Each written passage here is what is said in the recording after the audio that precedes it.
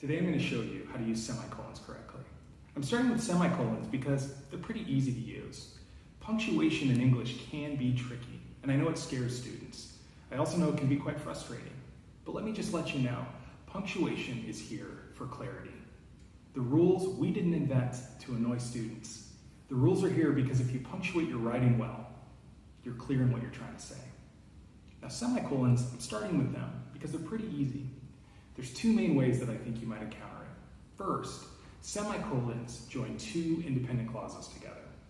An independent clause is just a group of words that can function alone as a sentence. It can be simple, it can be complex. You put the semicolon in the exact same place that you would put the period. You just don't capitalize the second clause, and you don't have to add any conjunctions like and or for. So for example, if you take a look at this sentence right here, as the storm raged, the power went out, period. I screamed in the darkness. Now whoa, I know that got dark pretty quick. But if you look at that sentence, you'll notice that period works just fine. However, I could also add a semicolon. And that semicolon now shows there's a link in those ideas. So now it reads, as the storm raged, the power went out. Semicolon, I screamed in the darkness. Now why would you use this? You'd use this because number one, it can mix up your sentence fluency. If you've ever written a paragraph or an essay and your teacher told you that your sentence fluency wasn't good, it probably meant you had a lot of sentences that looked similar in structure. It's a nice way to mix that up.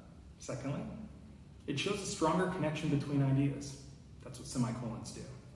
So if you occasionally mix in a semicolon in your writing, it'll really help to mix up your fluency, and if you use it well, it can show a connection of ideas.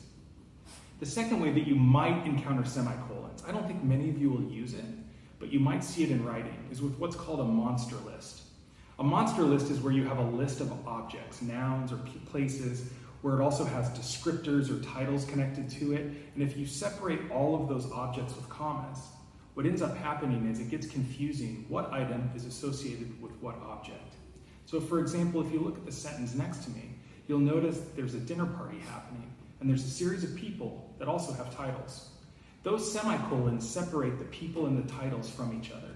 You could imagine if you look at this sentence, if you just put in commas, it would get confusing. Who was what? My one word of warning in using semicolons. Please use them. They're easy to use. You now know how to do it. But semicolons are a little like salt. Put a little salt on your food, makes everything taste better. If you add too much salt, it just tastes salty. So now you know how to use semicolons. That's it. Thanks for watching Writing with William.